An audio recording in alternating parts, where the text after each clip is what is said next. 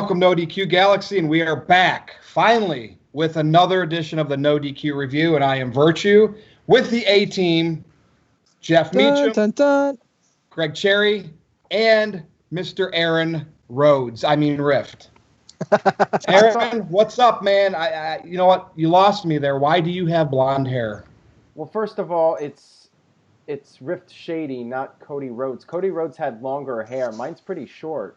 But the reason for the change was I got 490 live viewers on Sunday night for the Extreme Rules video. So I'm like, you know what? I'll go ahead and do something crazy and bleach my hair for the summer. And that's what I did.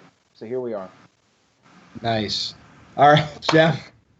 I might laugh for a few minutes there. But anyway, how's it going, Jeff? I'm good. I got new glasses. I can actually see you guys this week. Last week was kind of shady there, Aaron. Ha. Rift Shady, I like that. Yeah, it was a little bit blurry there, but I can actually see you guys pretty good now. Looking forward to talking about everything but the first topic. First topic, I'm kind of like, whatever, let's just get it over with at this point. And Greg, tell everybody that you are how many days now? I believe it's 130 now as Wrestling Trivia Challenge champion. Still the longest reigning champion. Season 5 debuts, was it tomorrow or Friday, Aaron? Friday. All right. Now I heard a rumor that you're stepping down from the hosting duties. Is that a valid statement? I've heard the rumor and innuendo. We'll have to wait and see what happens. You'll have to tune in to find out. Okay. Interesting. To be continued. Dun dun dun. Dun, dun, Let's get on with the NoDQ review. And Jeff, we're going to start with our quick recap. And Aaron, I know you've already done it. WWE Extreme, or maybe not so extreme, rules. So I just want everybody's final thoughts and your letter grade. Aaron, I didn't even listen to your letter grade because I wanted to be surprised on this video. So you know what? Get it out of the way. I'll start with you first. Well, I actually forgot what letter grade I gave the show. Grave is the word. It might have changed. Yeah, really, this show was in the grave pretty much, 6 feet under. I don't remember what I gave it. I think I gave the show a D, actually, or maybe a D+. I'm not. Maybe I gave it a C. See, I don't remember. I did like Owens and Strowman, the cage match. I did like AJ versus Rusev. So there were a couple of things on the show I liked, but there were a lot of things I did not like. I think, looking back on it after a few days, yeah, maybe a C-, D+, somewhere around there. Jeff? Gotta agree. Right in that C-, D+ bubble there, just because this card actually looked like it could be something decent on paper. The build was absolutely god-awful, as it has been for the last few months with WWE pay-per-views. But on paper, when you look at this paper, this card sheet, and go, hey, it actually looks like a pretty good show. And for the most part, it wasn't. There was a few bright spots. AJ Rusev was good. The Iron Man match was good, except the finish was kind of whatever what it was. And the cage match was intense, and it was what it was. But yes, C-, D+. I'm kind of on the fence on either side there. Greg. Same grade, C-. I also enjoyed it, along with matches you guys listed. I enjoyed Alexa Nia too for what it was. Wasn't their best match, but I still enjoyed it. I don't know what it is about Carmella's title reign. I like Carmella. Don't get me wrong. I enjoy her heel attitude. Like, her personality is fantastic, and she's not that bad in the ring for as much crap as people give her. But like the way her title reign has been booked, I don't know. Like, it makes sense as a heel, but in the same time, it's very weak how this stuff happens. You think Ellsworth has totally ruined it? No, I don't put the blame on Ellsworth. I just think it's oddly booked and makes her opponents look terrible. Gotcha. And what stood out, though, the most, like if you had to pick one thing, the Owens bump? Yeah, it put me reminiscent of the King of the Ring Hell in a Cell bump. Yeah.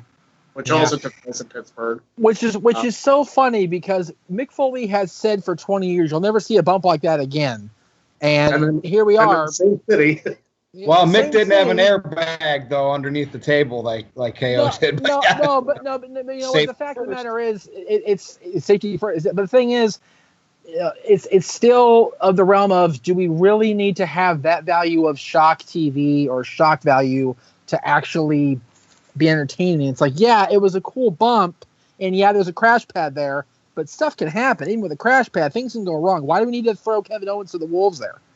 What do you think of Braun losing the match because he threw him off? Does it? I mean, you know how we have always talked when you have the Money in the Bank briefcase and you lose matches. Now I know that's not a traditional loss there, but right, exactly. Do you think that kind of made it awkward? No, not at all. No. I think Braun doing what he did to Kevin shows that he probably had it back in his head. Well, you know what? If he whatever, I throw him off the cage, I'll lose because he looked the floor first. He doesn't care. He doesn't need to win any other match right now except the one for the contract. He wins that match, he's Money in the Bank. He's got the championship. He can go on an 0-39 or whatever streak. As long as he wins the title, he doesn't care. He doesn't have to care. With someone like a monster like him, though, as long as he's not getting pinned or tapping out, right? Exactly. Fluke losses, like having the guy go to the floor first because you threw him there, not a big deal. See, there was just enough on Extreme Rules. Remember, I came back from Disney World and that day. Exactly. So I'm all happy, right? And then I get to watch Extreme Rules. So I think I had enough Disney World left in me. I gave it a C+. Right. But what I give a F was that crowd during the main event. And this is the next topic I want to go to because Greg got something to say before we move on. Go ahead. Going back to Braun and Kevin Owens, I think that, and maybe I'm just looking into this too much, I'm thinking that this might actually lead to a babyface turn for Kevin Owens. That Braun put him through so much crap, and he won the cage match, albeit by being thrown off the top of it, that Kevin Owens will come back, like there'll be like some sort of respect there that Braun put him through all that, and Kevin just like kept coming, you know? So I think it could be interesting to see a Kevin Owens babyface run. I would rather see that than a chicken shit heel. Yeah, Kevin honestly was that super monster villain. You threw everything but the kids again, and he still came back to kill you. Kevin Owens was still coming back. He wouldn't die. He had to literally be thrown off the cage to die. So, it's, Good points. Well, so we're the 30-minute Iron Man match. So first of all, I hate how they call 30 minutes Iron Man. After you have an hour, I get it that they did it with the women's matches, but they could have made it an hour. But again, what pissed me off was the 5, 4, 3, 2, 1, and here's my problem. Roman gets crapped on every one of his matches by the live crowd in attendance. Jinder Roman, Bobby Lashley Roman, and the internet speaks and says it's justified. He sucks. We don't want him as a champ. He can't cut a promo. He gets blown up 2 minutes into his match. Whatever. And then we see their darlings like Seth Rollins in a match, the live crowd in Pittsburgh crapping on him, and now the internet comes to. It's like they're hypocritical. They're saying, you people are idiots. You should respect these. So what does everybody think about a hypocritical crowd? And this topic was brought to me by Tito. Everybody knows who Tito is. So, Aaron, I'm going to start with you. Him and I think I agree with him. We agree it's hypocritical. Don't you think? Well, I think that, first of all, that Pittsburgh crowd was one of the worst Raw crowds of the year, or should I say pay-per-view crowds of the year. It's not like a Raw. Yeah, Greg, not your city's finest moment, I have to say. And I think that, it doesn't really make the fans look good when they complain about Roman Reigns and they crap on his matches, but then aren't they supposed to like the matches of the guys they want to see in the main event? So when you're crapping on a Seth Rollins match, you're basically telling Vince, you know what, these fans, they don't know what they want. It just further justifies Vince's push for Roman Reigns, because Vince's attitude is, well, the fans don't know what they want. I know what the fans want better than they do. And look at Seth Rollins. They crapped on his match, even though he's supposedly the internet darling. So, I don't think it was a very, very wise thing for those fans to do if they really want to see Seth Rollins getting the Roman Reigns push. I was definitely disappointed with that. I think the booking for the match was terrible too. Are we going to talk about that? Like how there were so many falls in that match? Well, yeah, like by the 15-minute mark, it was like 4-3 or something like that. Insane. Yeah, and on Raw there was 30 minutes with no falls whatsoever until the 30 minutes. So, I mean, come on now. You got to be able to suspend disbelief. All of a sudden they're having 7 falls in 15 minutes. If it was a 1-hour match, maybe I'd let it slide, but a 30-minute match, 7 falls in 15 minutes, I thought was a bit over the top. But that's pretty much all I have to say about it. Greg, your town, what happened here, man? Well, I wasn't there, so you can't blame me. Here's the thing, and I'm not going to say... Speak for your people. I believe there is some sort of hypocrisy with, like, chants and whatnot going on during wrestlers' matches. But there's also hypocrisy from the fans who talk about the Raw after WrestleMania crowds being awesome because it's like, oh, they're so into it. It's so random. It's so fun. And then, like, you know, you see a crowd do this to other wrestlers, and it's like, oh, no, this is terrible. It's disrespecting the crowd. You know, which is it? It's the same thing. It's the same thing. It's either disrespecting the wrestlers all the time or it's a crowd having fun all the time. You can't pick and choose based on who's in the ring. You just can't do it. Now, do I condone the Pittsburgh crowd doing the countdown during the match? No. That's Philadelphia's fault, by the way, because they started at the Rumble and the pre-show, if you remember that. Secondly, the booking of the Iron Man match was a little strange. I think it should have been 1 fall in overtime. I know I said 3-2 on the prediction show, but it should have been 1 fall in overtime. The two of them not giving up. Like, it makes both of them look terrible. It's like, wow, you got beaten 4 or 5 times in half an hour. It's like, you're not that great at all. But, Aaron, to your point where you say that, you know, the crowd reactions, you know, it's like, oh, why would we want to watch a Rollins match? I don't think that crowd reaction had anything to do with what happened the following Raw.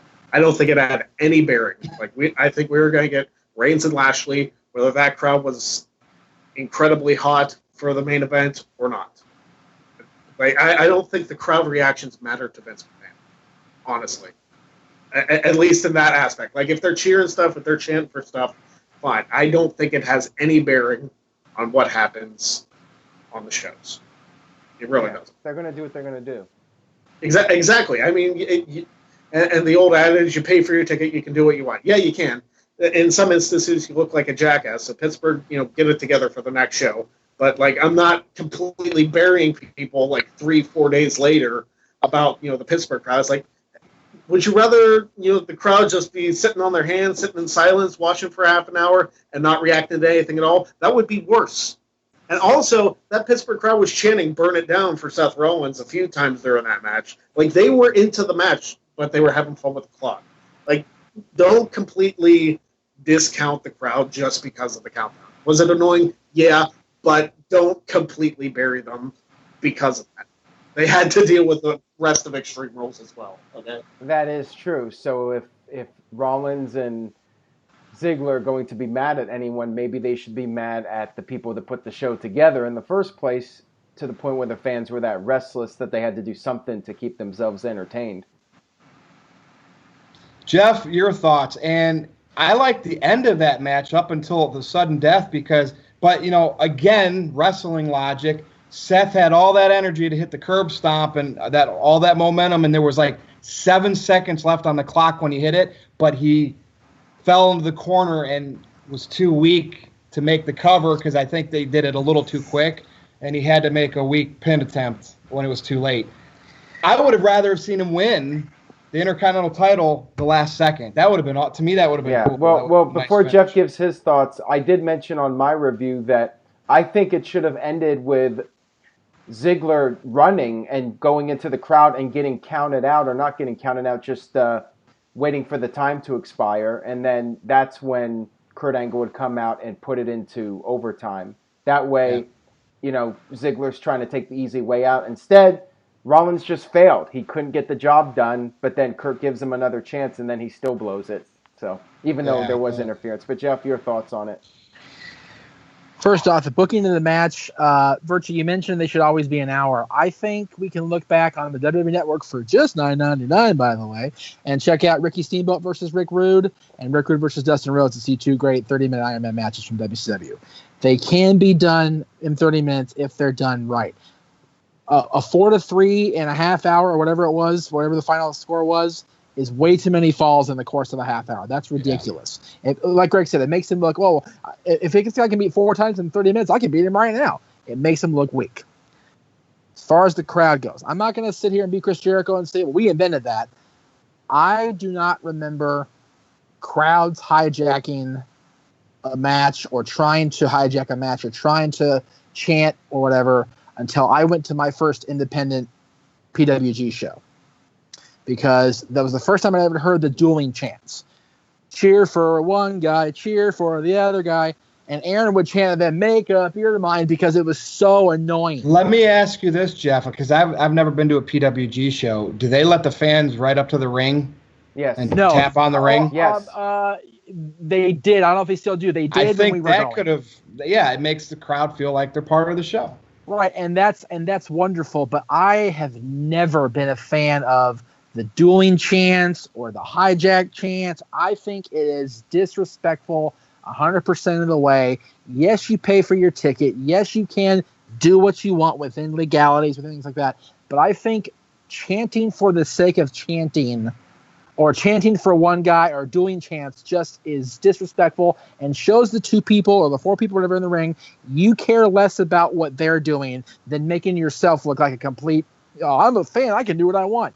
You look like a jackass, and you make them feel about this big in the ring, and it's crap. And I've hated it for years, and I'm glad this is coming up now in front of the world here that I can say it. I think the dueling chant, I think the hijack chants are complete bullshit, and I think that people that partake in it are just over the top and too much. Yeah, I agree. And, you know, what I take away from the main event the most is I am kind of happy for Dolph Ziggler because we know he got his big contract, so he's getting paid, right? Who cares how he gets booked, right? Intercontinental Championship, you know, it's not the title, but I guess it is with no Universal title on Exactly. Raw. Dolph was in the main event as a champion. So, you know, that's my takeaway from it. Good for him.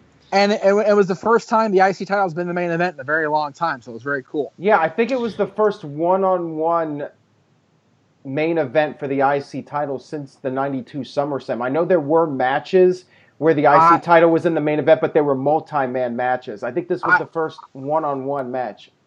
I think that was the last advertised. I think the actual main event of In Your House October, whatever one that Shawn forfeited to Douglas and then Douglas lost to Razor, I think that was the last match of the night. No, it wasn't.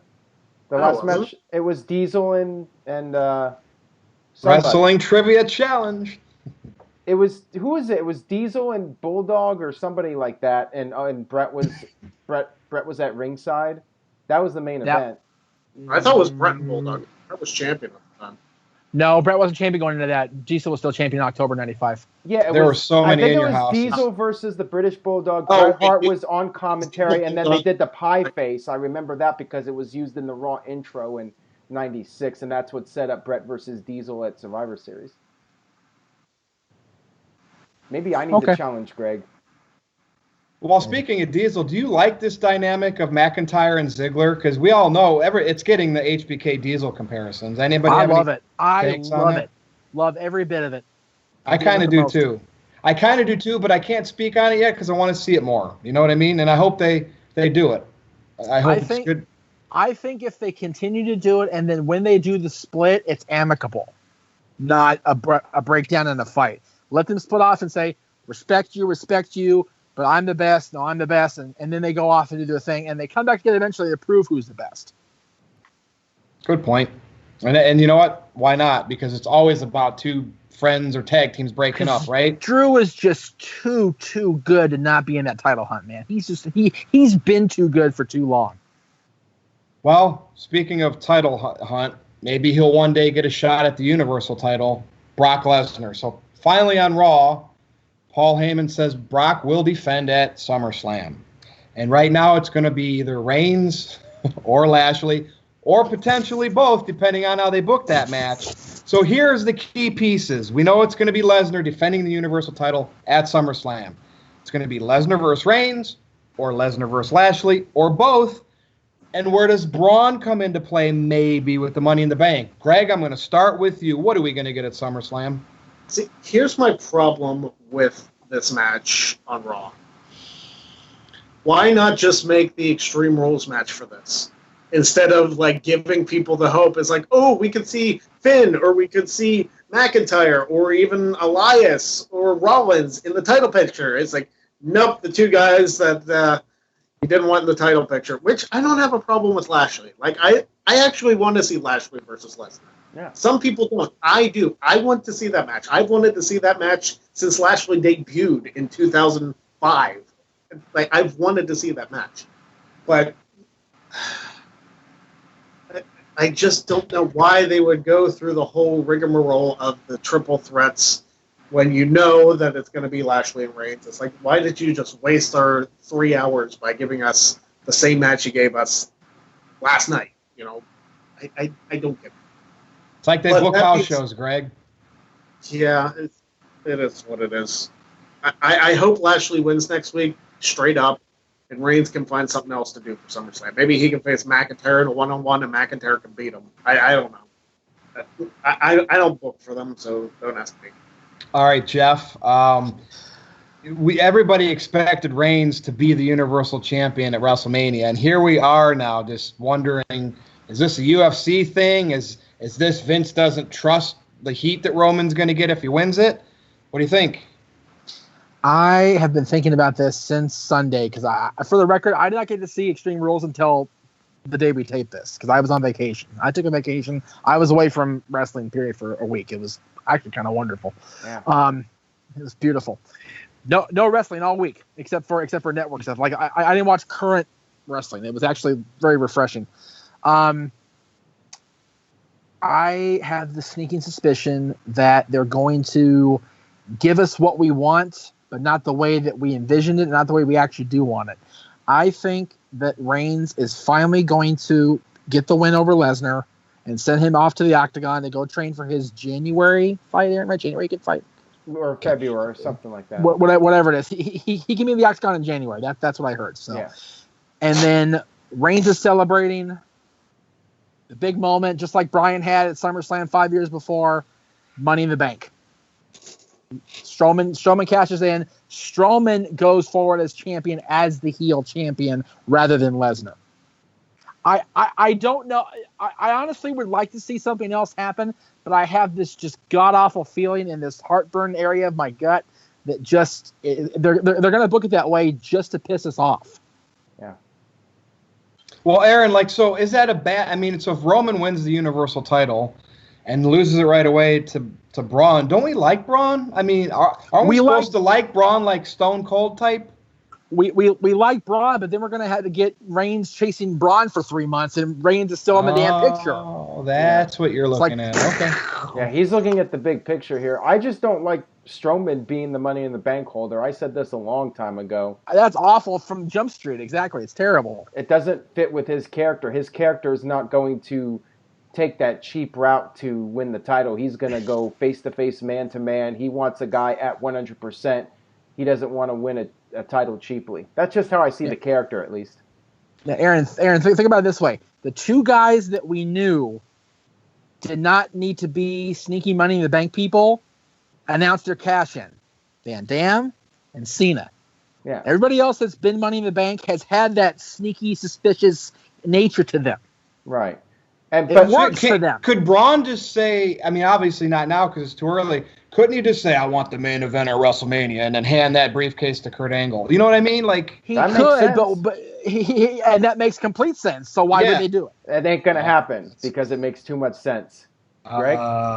Greg has his hand up out there. There is, I posted this on Twitter, so if you don't follow me at PA Sensation, you didn't see this tweet. But I posed a scenario which I think would probably be the greatest cash-in the history of the world. You have your Cormier-Lesnar fight at UFC 200, who cares? And then, regardless of whether Lesnar wins the UFC Heavyweight Championship or not, You have Joe Rogan in the middle of the octagon interviewing Brock. And all of a sudden, over the PA speakers, Braun! And, like, Rogan's like, what the fuck is going on here? And because he hates wrestling. And then Strowman walks in with a WWE official in the octagon, cashes in Money in the Bank, and beats Brock. That would make too much sense if Brock got his butt kicked and lost and was bloody and beaten. That would be beautiful. If he won, I could never see Dana White letting his new champion get stooged like that. But I see it, though, Greg. I could see part of it.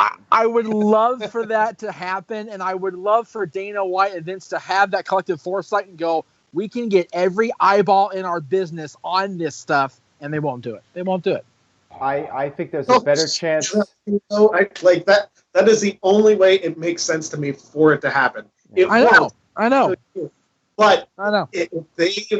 If Dana White, who was at WrestleMania last year, probably because of Rousey, but if Dana White and Vince McMahon were like, we could get like everybody talking about this moment for years and years to come, you might like annoy the UFC fan base a little bit because of a wrestling stunt. Well, yeah, I mean, UFC like a lot, yeah. You'd annoy them for doing a wrestling stunt in the middle of the octagon, but at the same time, they're down. Like UFC's numbers have not been drawing well, so you need something big to talk about, and Lesnar is a draw still. Yeah, I think it would just kill the credibility of the sport of MMA, though. Well, if Braun cashed in as Cormier and Brock were actually fighting, yes, that'd be really bad. But if it was like after the decision of the real fight, Greg, I can't disagree with you, man. 2018 NoDQ.com headline of the year. Boom, right there. Yeah, but let's face it, I think there's a better chance of Chris Benoit going into the Hall of Fame than that happening. Look at you. Well, speaking of just bring the show to the segue, though. With the B word.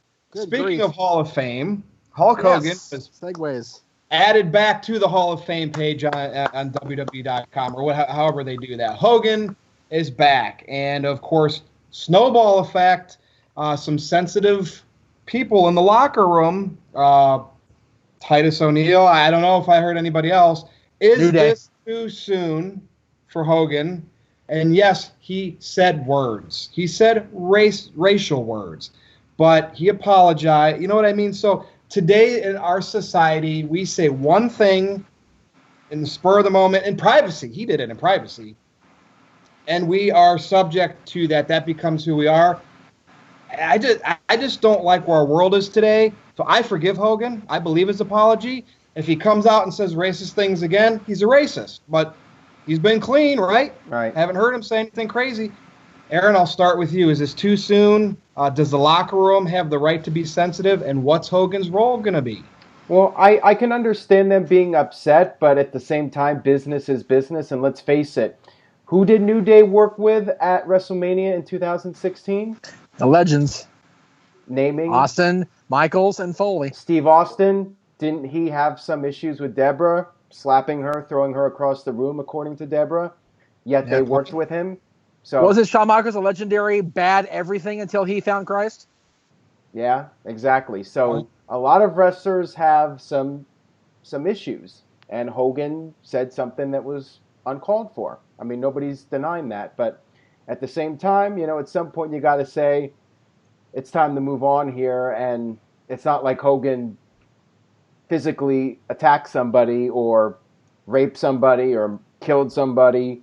I feel like it's time to let the past go, and if Hogan is sincerely trying to rectify the situation, I say let him do it. Now, of course, there's always going to be the people that think, well, Hogan is just doing this for the money. He's trying to clear his name because he wants to be able to collect the big paycheck, and that very well could be the case, and that's unfortunate. But my gut feeling is he's trying to better himself as a person. I don't know the guy personally, but just from what I've heard and what he said, I feel like he wants to make this right, and he feels bad about what he said. And I think we all have the ability to grow as human beings. We all make mistakes. All of us here, I'm sure, at some point said something really offensive to somebody, and you feel bad about it, and you just got to grow as a person. And even at somebody at Hogan's age, I think he has time to grow, and people make mistakes even when they're old. They still make mistakes, and they still have to evolve as human beings. So my And let's feeling not is forget, it's time. and to let's let go. not forget, Hogan came up in an era where we had promos from Greg the Hammer Valentine. We all know what Booker T said to him, so everybody does it. Vince? Everybody does stuff they don't. Yeah, and Vince was scripted. Of course, Greg? it was comedic in nature, but still. But he still said it on the air at that. I mean, you guys are collecting paychecks from a guy that would say something like that on his pay-per-view. All right, Greg. This is probably the realest and deepest conversation we'll ever have on this show. So, take notes. What Hogan said was, not appropriate, obviously. That kind of speech is not appropriate in this day and age, and it really wasn't appropriate in any day and age. The fact of the matter is this. This society, and Virtue, you touched on this, remembers people for the worst things that they've done in their life, and that is their legacy. Yep. And Aaron, I know you don't watch sports, but I'm using an example here. Joe Paterno of Penn State football. Good example. Yes, great example. He was a legendary coach for 50 years, and then one of his staff mates, it wasn't even him, had inappropriate relations with children. And his legacy was tarnished. That's what they remember him by, and he passed away like 2 months later after they fired him. It was a terrible situation, and also Chris Benoit. Yeah, what he did was terrible. What he did was absolutely terrible. But that action, his legacy is being a murderer. His wrestling career is virtually forgotten by a lot of fans today just because of the association. The things that people do wrong are their defining legacy in this world. And it's a very sad thing. And we're going to do the same thing to Hogan. This society needs to be more forgiving for people's mistakes because we all make them. Right. I make them. Yeah. Jeff makes them. Virtue makes them. Aaron makes them. We've all made mistakes. We've all done stupid stuff in our life. We've said stupid stuff. We've done stupid stuff. We all do it. Yeah.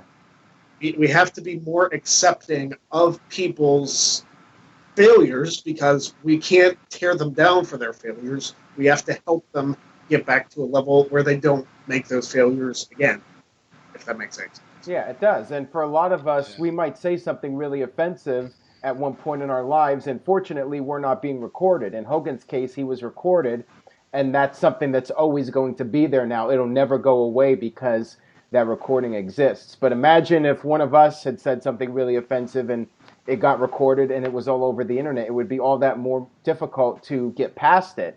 So, I mean, I feel like a lot of us are guilty of doing offensive things, making mistakes, and I've said my piece on it. Jeff, your thoughts on the Hogan situation? I know, like me, you grew up on Hogan. He's been a big part of your life, and how are you handling all this? I'm gonna be a little long-winded here, so I'm sorry, Virtue. We're going past the hour. We're going past the hour tonight, Virtue. All right. Okay. First of all, what he said, the actual words he used, and I'm treading water here, so I'm trying to be careful here. Terry Bollea grew up in a society in a part of the country where that wasn't necessarily an actual derogatory term. It was just the way they were referred to by everybody else. And actually, people in the neighborhood that were of all colors called everybody those words just in passing, like, hey, Edward, hey, whatever. They just did that. It wasn't seen as bad. It was what it was. I'm not excusing it. I'm explaining it. Big difference. Yes. And Jeff, to your point, in the 80s and early 90s, but rap was getting big, and that was making that language mainstream. Aaron will appreciate this part of my story.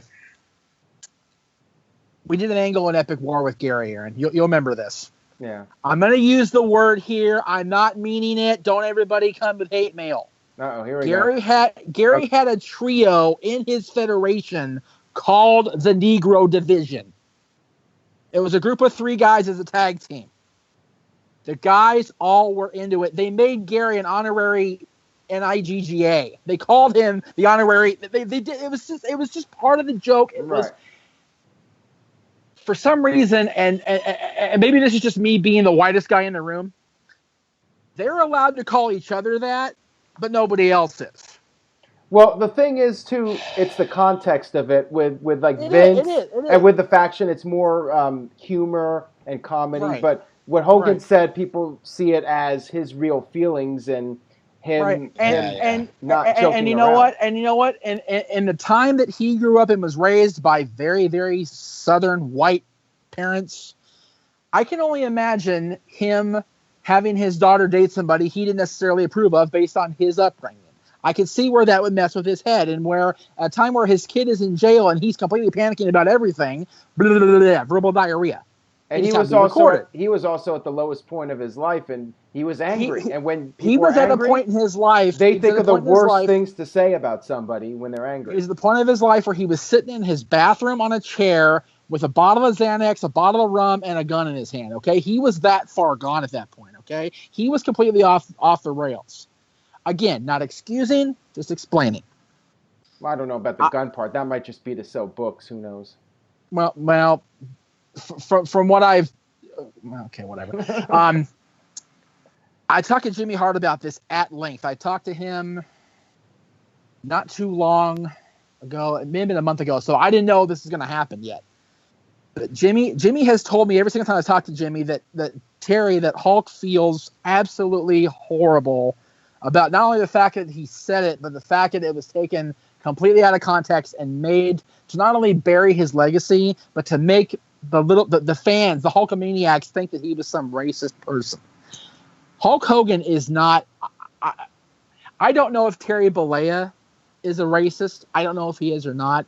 I know for a fact that Hulk Hogan, the character, is anything but. He's a superhero, and I don't know if I'm glad he's being reinstated. I'm happy as a Hulkamaniac. I'm happy he's back. But I completely understand why Kofi and the New Day and Titus had to put up those statements. Yeah. And who's one of Hogan's best buddies, by the way? Mr. T, exactly. Dennis Rodman, too. And Dennis Rodman as well. Didn't Rodman win the Hogan's Championship Wrestling Series? Yeah, Rodman, the minute this came out, Rodman was like, Hogan. He stood right by him every step of the way. And to be honest, more black friends of his did the exact same thing. Yeah, I think Mr. T did also. Yeah, it's funny, amazing how the people he was being derogatory toward rallied around Hogan. Right. And everybody deserves a redemption story. I mean, everybody, the four of us in this room have all made mistakes. Aaron, yours and mine must have been on the air over the last 15 years. But playing with little kids, if you will. It's just stuff happens. Bad things happen. Good people do bad things. But everybody deserves a shot at an opportunity at redemption.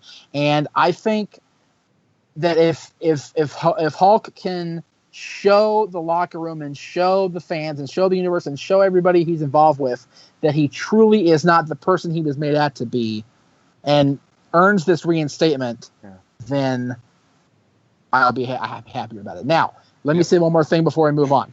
And I saw this on social media today, so I'm going to jump on that bandwagon.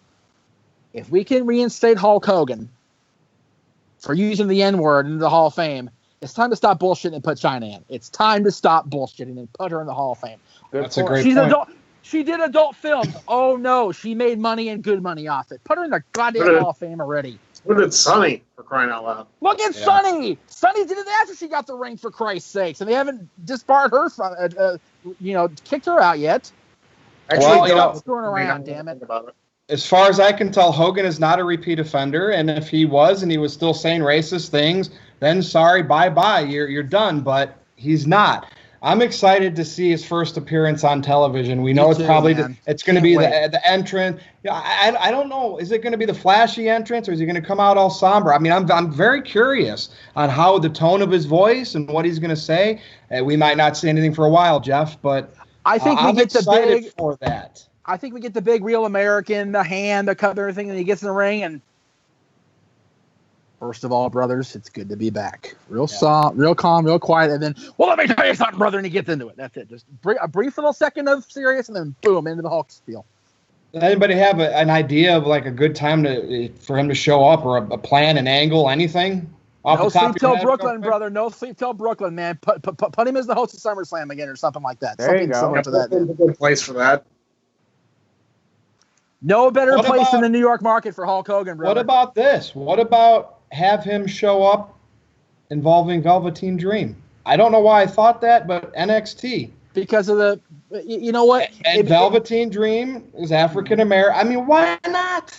And Velveteen, that's the other thing. A black guy wore the Hogan gear at NXT TakeOver. Come on, folks. It's all right there for us. I'm excited. I hope something good happens out of him being back. It should. I hope to God it happens by November so Aaron and I can see him live. Yeah. All right. Well, good talk. Anyway, all right. I know I went off the rails there. Sorry about that. Greg, you nailed it with that was awesome. Everybody did. All right, so let's talk some more about Daniel Bryan. He's back wrestling. We always like to talk about him every week. Someone asked this on Twitter. Where do we think Daniel Bryan would be today if he didn't have to take the 3 years off because of his injuries? We know what they're doing with him now. Finally, we're getting a better tease with him and Miz, or actually maybe it's just going to full out happen. So, Aaron, I want to start with you. Where do you think he would be if he didn't have to retire? And are we ready for him and the Miz now? Finally. I've been waiting impatiently. Well, are we talking about his 2014 injury as well, or just the injury that put him out? The one that put him out right after he won the Intercontinental title, WrestleMania 31. Because I believe with that first injury, that's why they were a little bit hesitant about really pushing him strongly, and that's why they had him go for the IC title instead, just as a precaution thing. They didn't want to put him back in the WWE title picture when he might get injured again, and as it turns out, he did get injured again.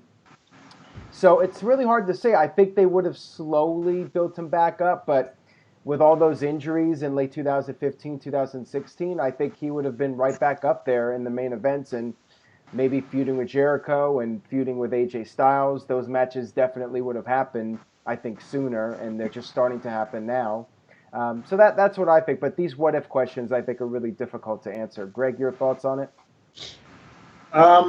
Well, part of the thing of his feud with The Miz, if Bryan hadn't retired, we would not have gotten that classic talking smack moment.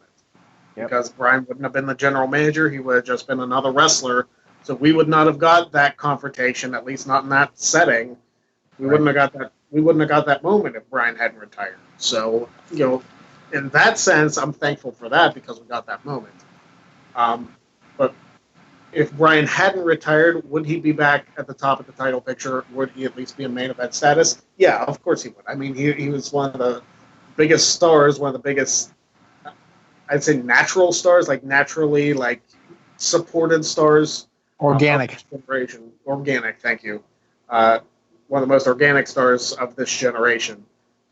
And it's going to take him a while, I think, even still, now that he's back, it's going to take him a while to reach that level again, just because he's been booked in feuds with Big Cass and the Bludgeon Brothers.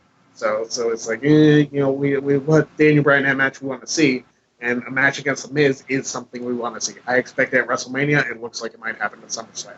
So I was wrong. Sue me. So I'm looking forward to see what he does next, and if he does sign a new deal, they'll probably put him in more epic feuds. I'm sure we're all looking forward to a Daniel Bryan Shinsuke Nakamura feud. Like that. He said he's wanted that before Nakamura even came to WWE. So we'll hopefully finally get to see that. Jeff? Well, before we go to you, Jeff, Craig, I had a question for you. I believe if he would have never got hurt, if he would have got over his injuries from 2014, 15, and he stayed healthy, and again, what if, Aaron, it's hard to predict. I think he would have won at least one, if not two, of the past Royal Rumbles since then. I really think he had that WrestleMania electricity, and I think Vince McMahon, they knew it. I think from WrestleMania 30, they knew it. I think he would have headlined a couple WrestleManias. That's just my gut feeling. Yeah, if he hadn't gotten injured, he might have won a Royal Rumble or at least been in contention, or possibly in the last couple of years, he might have turned heel to see how, not the whole no gimmick, but a complete overhaul, circa Chris Jericho 2008. to just like completely change his gimmick, cut the yes and the no chance out, and just like become like this serious, the American Dragon again. Yeah, essentially. So I would have liked that. Could happen, but the yes movement is still over to this day. So why cut something short that's still popular? I think if he hadn't gotten hurt when he was the world champion, I think they would have built toward him and Lesnar at SummerSlam instead of him, Cena and Lesnar, and it would have been Lesnar destroying Bryan and however many suplexes it was. I think I said that back then, didn't I, Aaron? Yeah. I said it 4 years ago. I believe that was the original plan. I think it was, and I think that they would have built up toward Bryan winning that Rumble that he didn't win, that everybody thought he should win in 2015, and then beating Lesnar for the title back at WrestleMania and having the big moment again at Mania for the second year in a row. Now, coming back in 15, winning the IC title and then getting hurt, had he not gotten the injuries and remained Intercontinental Champion, he probably would have been Intercontinental Champion for a while. That's my gut feeling. I think he would have been a long-term Intercontinental Champion because that's the workhorse title, and I dare say there was no better workhorse in WWE at that time than Daniel Bryan. Yeah. So that would have been the way to go for me if it had been me booking. If he hadn't got hurt in 14, or hadn't got hurt in 15 and kept the IC title, he would have been a long-term Intercontinental Champion. They had Piper endorsing him, which is pretty sad because that was Piper's last WrestleMania moment. They had a whole group of IC champions endorsing him in that segment. So Brett, Patterson, Razor, I think, was there too. So Steamboat, exactly. So that was a very cool moment that immediately crapped out because he got hurt. Yeah. So I think the endorsements would have led him toward a long, healthy reign had he remained healthy. But like Greg said, without the injury, there's no general manager Bryan. Without general manager Bryan, there's no talking smack segment with Miz, and that was just pure gold from both of them. And here we are right in the middle of a Daniel Bryan and Miz feud, probably for SummerSlam. Yep. And you know what? It pains me that Greg was not right, kind of. Because I would have not wanted it to be at SummerSlam. I would have wanted it in the middle of the Staples Center personally for selfish reasons. So, right. Well, maybe they will have another match. Maybe they'll captain their own Survivor Series teams for Survivor Series. As long as I get Daniel Bryan in the middle of the Staples Center ring, I'll be happy at Survivor Series. I honestly will. Unless he gets hurt, I think there's a. Well, of course, there's the contract. There's the contract too, but I believe he'll resign. He'll resign. Well, since we're talking about Daniel Bryan, I want to briefly talk about 205 Live. I have not watched it since, Aaron, you talked about this on your live videos, no Neville, no Aries, no 205 Live. Enzo put a little spice in it. I enjoyed it just to listen to him. But since then, I guess they're having some really good matches down there. And I see our friend Meltzer putting a lot of those matches over. But because it's after SmackDown, the live crowd does not care. Right. So I just want to propose this. What do you guys think? Should they repackage 205 Live and maybe do it live on the network before an NXT taping in front of the Full Sail crowd in a different environment? Jeff, I'll start with you. What can they do to make it, if the matches are as good as our buddy Dave is saying, and shouldn't WWE package this better? I think it has gotten leaps and bounds better since Triple H got the book and is actually booking that show from scratch. But, what have you done for me lately, booking? And the thing is, to quote me, people crap on 205 Live so much. It's like it's almost become the hip thing to do. Like, well, I already gave that show a chance or whatever. I don't care. I was at 205 Live at SmackDown the end of June. Is Cedric Alexander the champ? Yes. Yep. Yes. That 205 Live show was okay live, but a lot, and I mean a lot of the people in the Ontario Arena after SmackDown. So they moved a lot of people down into the seating area to make sure it looked like it wasn't being crapped on and evacuated like a bomb scare. The storylines on that show are okay. It's just for me personally, I like the wrestling part of that show, and I can see why Meltzer likes that show because the wrestling on that show is extraordinary. But the character development leaves a lot to be desired. I think that's where the WWE audience is like, no characters. I'm good. What do you think, Greg? Am I wrong there? I've been saying it for a few months now. I think that the cruiserweights would be better suited in front of the NXT crowd because, the NXT crowd appreciates what it gets, and that was the same site for the Cruiserweight Classic, which was a big deal, which got a huge reaction.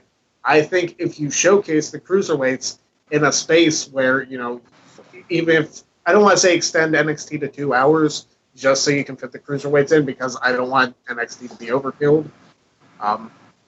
I just think that if you showcase the Cruiserweights in NXT, maybe like a match or two every week or every other week, then I think you'd be okay. You would have that support. I mean, I feel like Pete Dunne as the UK champion is more over because he's had the exposure in NXT as opposed to the main roster. Right.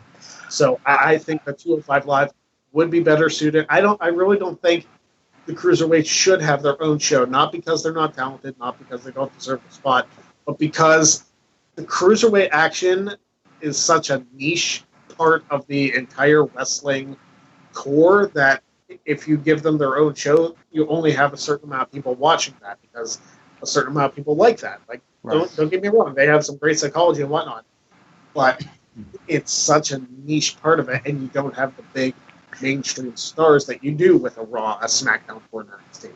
Well, what I would do, Greg, and this is just me I'm literally thinking about this right now as you said that about the NXT Live crowd. I would have 205 Live be Wednesdays at 8 Eastern. Have them take NXT slot and then move NXT forward an hour to 9 Eastern, 6 Pacific. That way they get the live slot, and it's in Florida, so it's 8 o'clock bell time. Boom. And I like that idea, Jeff, because that makes it 2 hours, and it might actually get people a little bit more invested in watching on Wednesday nights because there's more to watch. When it's just 1 hour, people are like, well, it's just 1 hour of television. Yeah. And if you have an extra hour, I think 2 hours is a good amount of time for a show. And if you do like a back-to-back with 205 Live and NXT, that might be a really good idea, actually. And Greg mentioned it's a niche market. Yeah, the niche market for 205 Live crowd is independent fans because every independent wrestler is that big. So exactly. There's the market right there. The independent fans will subscribe to the network and buy, and it'll happen. And that crowd would eat that style of wrestling that crap up. Oh my God! Now, Aaron, they used to record Sunday Night Heat. Was that before Raw? Yeah. When did they do that? And so the crowd in attendance is hot for Raw that they're about to watch. So I always thought, the Heat served its purpose back in the day.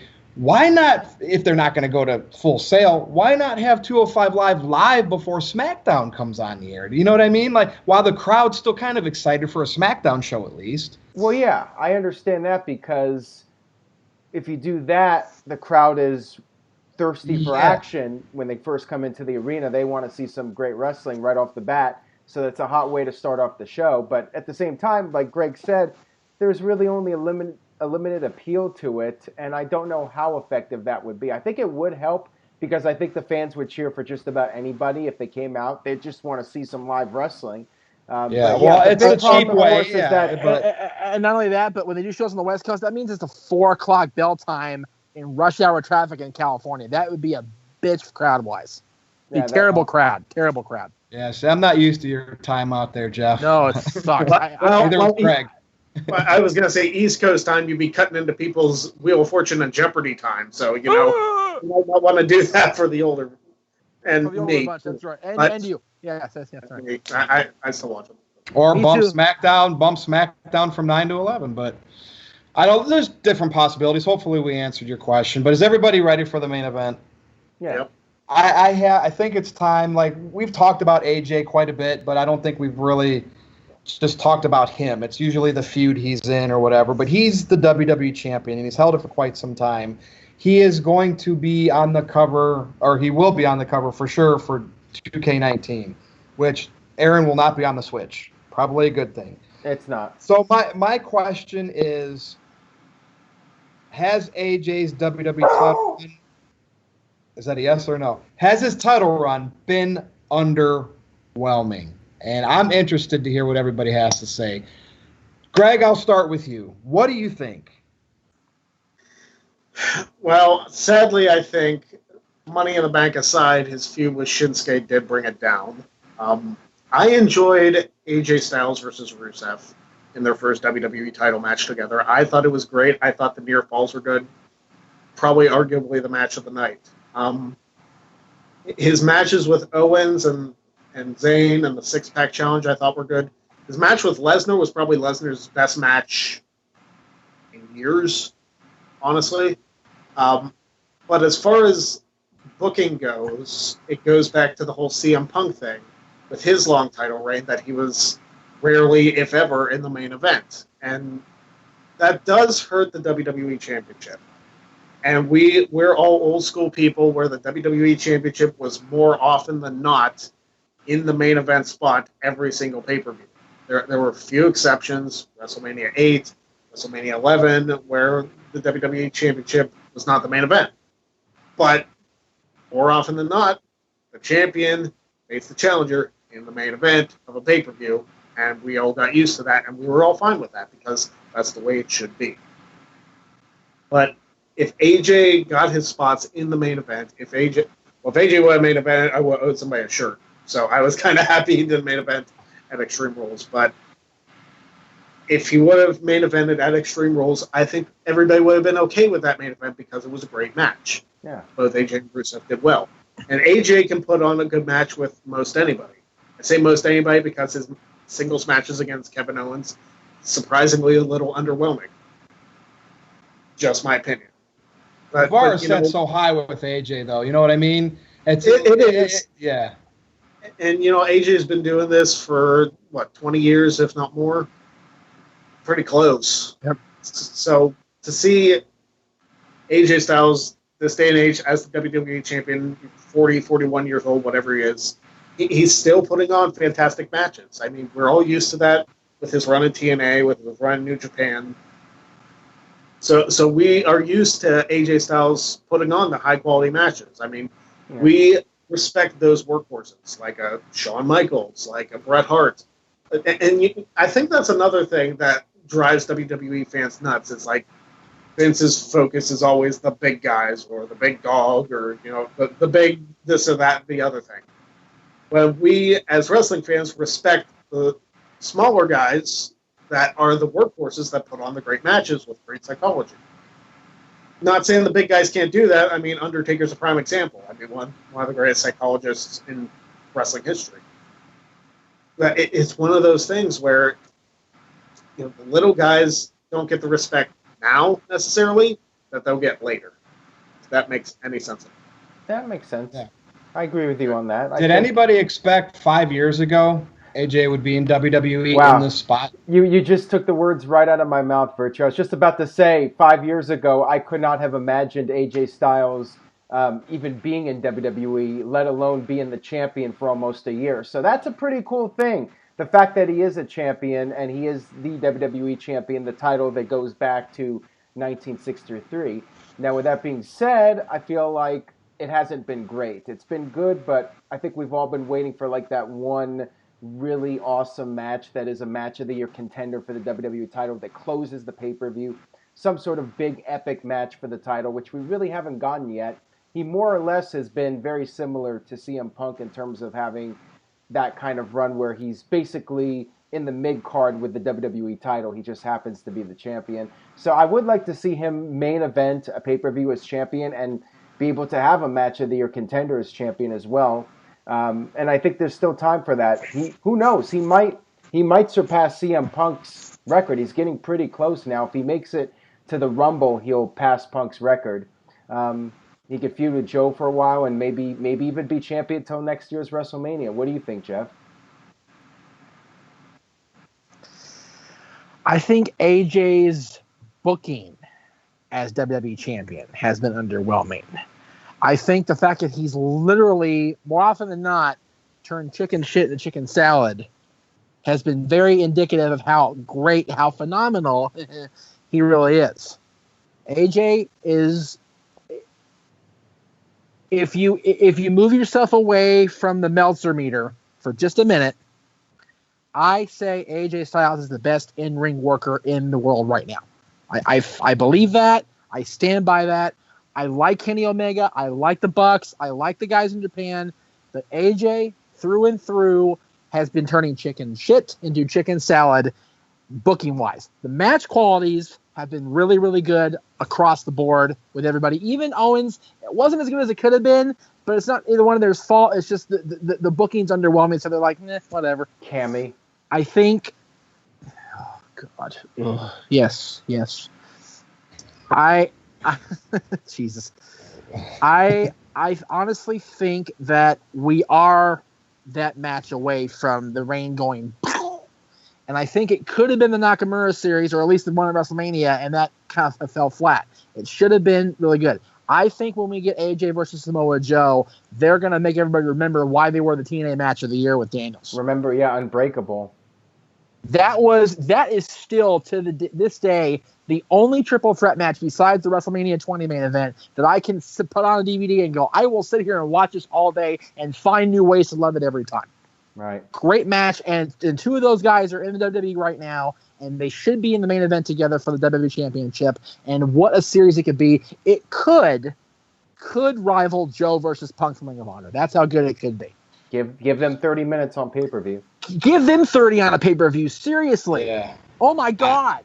I don't think his title reign's been underwhelming whatsoever. The booking, suspect for sure. The creative. I think that we are going to be treated. I think the culmination of this title reign, when he drops it, and again, who is it going to be to Joe? Could somehow they finagle it and it's against Rollins? That would be a hot match, right? Daniel Bryan. That's what I think. Of course, that's where I was going. Yeah, and Daniel Bryan. I think whenever AJ drops it, I'm putting all the eggs in one basket for AJ. That's going to make his title reign because AJ, like any professional, all the work that he's done, he puts that next guy over and gives them that title when they deserve it finally. I think I'll be like, wow, that was a hell of a title run. Yeah, so it's forecasting, I'm feeling it's going to be Bryan and AJ for the title at WrestleMania. Bryan's going to win the Royal Rumble. AJ's going to stay champion all the way through WrestleMania. So then, not only do you have Bryan winning the Rumble, and by the way, that could be an incentive for him signing a new contract. They promise him a WrestleMania main event with AJ. Bryan wins the Rumble, and then AJ surpasses Punk's record as the longest reigning WWE champion, so it's even more of a big deal. Of the modern era. The modern era, of course, yes. I got to be careful of that because people will get on my case.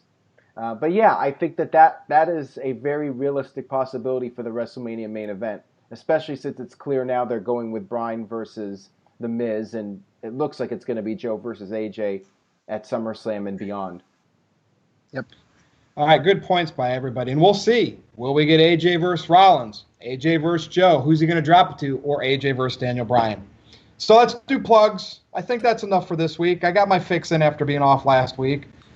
Greg, tell the world everything you want to. Wrestling Trivia Challenge comes back this week for Season 5. And as your longest reigning Wrestling Trivia Challenge champion, I look forward to defending the title even more this season. NoDQ.com/shirts. Buy a shirt.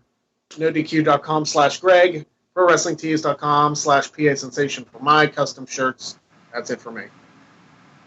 Mr. Meacham. NoDQ.com/Jeff for everything Jeff Meacham Twitter related. Instagram.com/_Jeff Meacham for me. For the picture stuff, I'm doing a 30-day wrestling challenge right now. I think I'm on day 17, 16, something like that. Anyway, don't know where I'm at. I got to look. And, of course, Pro Wrestling Tees, you can find the Jeff Meacham Talk Wrestling shirt. You can find the Meacham Mayhem shirt. You can find the Now See Here's the Thing shirt, which I still need to get for myself. And, of course, Wrestling Trivia Challenge. Watch the successor to the throne because he is the greatest Wrestling Trivia champion of all time. There you go. Very, very humble of you, Jeff. That was very nice. But, of course... Call a spade, brother. It is what it is. I know when I was bested, and I was bested, man. Yeah, of course, everybody knows where to follow me and tune into Wrestling Trivia Challenge. I'm excited, I should say, to see how it's going. He's exciting. He's exciting. He's so excited. I'm excited to be exciting. He's excited to be exciting. That's right. Yeah, I also wanted to plug NoDQ.com's 20-year anniversary meetup, our second one of the year in Los Angeles. Jeff will be there. Hopefully, a few others from the NoDQ Galaxy will be there. Cindy is expected to be there. Maybe TJS, maybe Interstate Kyle, maybe Grandpa, maybe Gilberto, everyone's favorite troll. Actually, Brett Buchanan is coming to Survivor Series with us. All right, I'm going to see Brett. For those of you out there that remember him, probably not, since he was way back and he mostly just did his own audio. He was back in the day with us, man, way back. I'm trying to think if he ever appeared on XMV. I don't think so. I don't think he ever did. I think he was strictly audio. We saw him at shows, but I don't think he ever appeared on XMV like everybody else did. Yeah, but he will be there. It's going to be a big deal, so head over to nodq.com/LA. Too bad Virtue spent all of his money in Florida, so he's not going to be able to join us. That's not a bad plan B, though, money. brother. Disney World's the business, man. It's about getting time off work. I only get so many days. Yeah, only so many days. But yeah, we did get Virtue for the Chicago one, so that's good enough. And the Roman Reigns chanting that will live in infamy now. Infamy. Yes. It went viral for that. That was cool. That was cool. Hey, the No DQ review shirt, Aaron? Yes, buy a shirt. Buy a shirt. All right, well, I'm Virtue. You can follow me on Twitter at NoDQ_Virtue. I think Aaron set up my Facebook page, right? NoDQ.com/Virtue with a small V, because I tried a capital V and it doesn't take me there. So it's got to be the small V. Yeah, okay. But for the whole panel, Size the matters. team, the review panel, Aaron Rift, Jeff Meacham, Greg Cherry, I'm Virtue, and we will see you next week.